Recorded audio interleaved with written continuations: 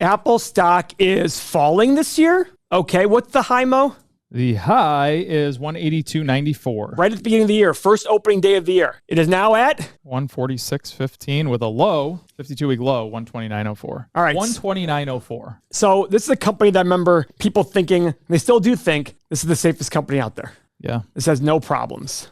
This is all a great company. Warren Buffett likes it. Recession proof. They've already announced issues at Foxconn for producing iPhones. Yep. Our friend Darnell, he just got, I shouldn't say. No, his daughter doesn't watch the channel. He got a gift for her. Oh. The entire family switched out their phones, and they got like $800 from T-Mobile for all their iPhone 11s. Wow. Yeah. Okay. No wonder if T-Mobile has so much debt. Listen, Apple's a great... Now, Mo and I believe this. Mo and I believe there are two companies out there that will signal the low of the stock market on or around when people have given up on Apple and Tesla. Yeah. When those two things have happened, we think the market, because everybody looks at Apple as like, no, this is the company you just buy and you own it forever. Now, here's the interesting part. Look at analyst estimates for revenue growth for Apple. It's low, middle single digits. Whoa. It's not even big. You didn't know that? No. See, this is where I don't agree with that. Oh, I do. I don't think they're pulling in enough subscription, switching that company to a subscription-based company. I get what you're saying there. Like, this to me looks like all hardware side. Listen, I have to think some analysts are... I'm sorry. That was EPS. Oh, even revenue. It's even worse. Yeah, I'm looking at it. Right. Oh, wow. Revenue's even worse. 400.6 to 462 billion. Well, Mo, they're a $400 billion company. How do you grow from that? I get it. There's a lot of potential. Okay, subscriptions is possible for sure. For sure. And guess what? They have a high return on invested capital, will allow them to invest in these things going forward. Look at the 5-year return on invested capital, 37%. That's stupid. Guys, this means they get an insane return. A lot of people would argue this is the identification of a moat, where they have such a high return on the money that's invested in the business.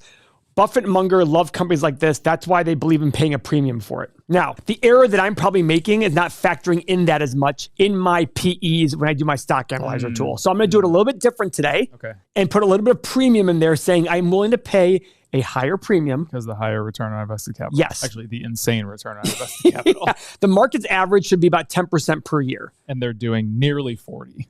On a five-year basis. Yeah. So 51% in the last 1 year. Pay a very small dividend. They spit out a ton of cash. Look at this, Mo. Very little debt. Yeah. It's incredible. So I love that they pay a 0.6% dividend. It's almost $15 billion. I know. Isn't that nuts? Guys, this is their 8 pillars. Look, expensive on PE, expensive on price of free cash flow. But again, do you look at this and say, hey, maybe it's not this, maybe this is the premium that you pay? I mean, is maybe not to this level, but yeah, that's the thing. What's the level? The question we have to ask ourselves, guys, is would I pay more for a Ferrari than a Ford? Yes. How much more? $1 billion more?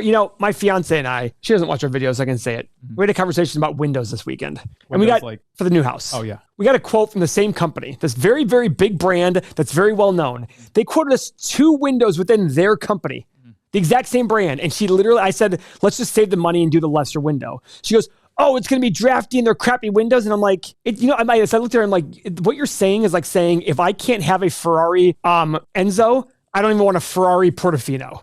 And I only say it like that because she talks about how beautiful these cars are. I'm like, what you're telling me is this is a shit car then? Because I'm like, no, it's not and that's the thing. It's like, I look at these saying, well, how much is too much? Right. Is this too much? Yeah. Do I believe in paying for a Ferrari over a Ford? Yeah, but if the Ferrari is $5 million, the Ford is $40,000. Right.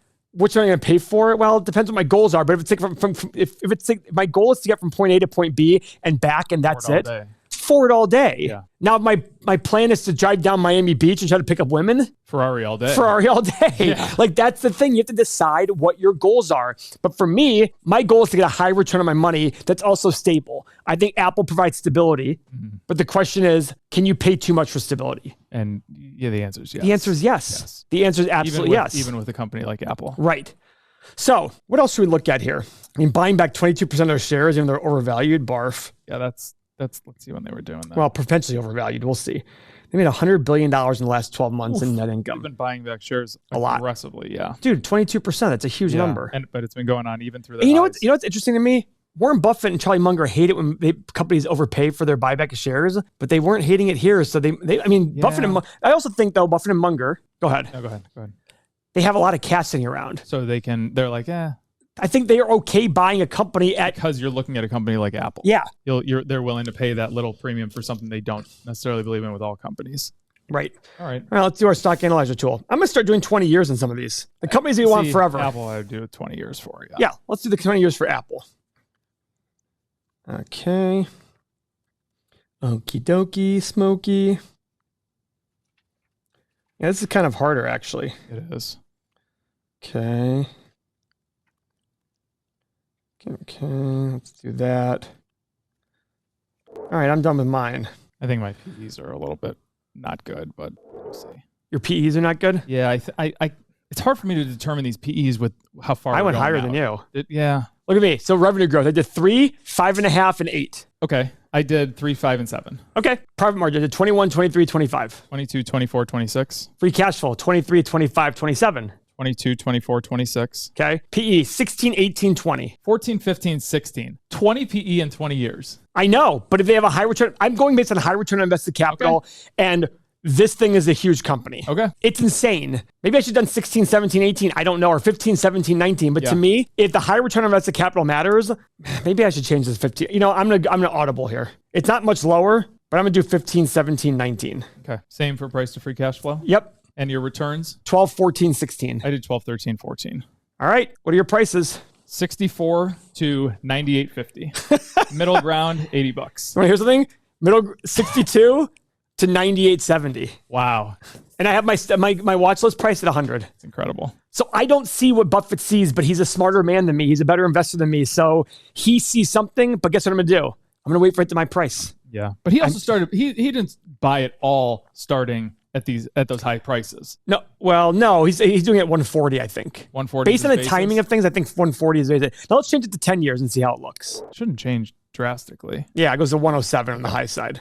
All right. Guys, I don't know. I just look at this thing to myself. I would love to pay a huge number for Apple and own it, but I got to be true. I don't have FOMO. So guys, if you like our software, if you want to have a conversation with thousands of like-minded investors here, get access to all of our software. We're running a special. It is 1 month risk-free of our software. Try it out, sign up. If you don't like it after 1 month, email help@everythingmoney. You'll get your money back. No questions asked. Thank you very much for your time.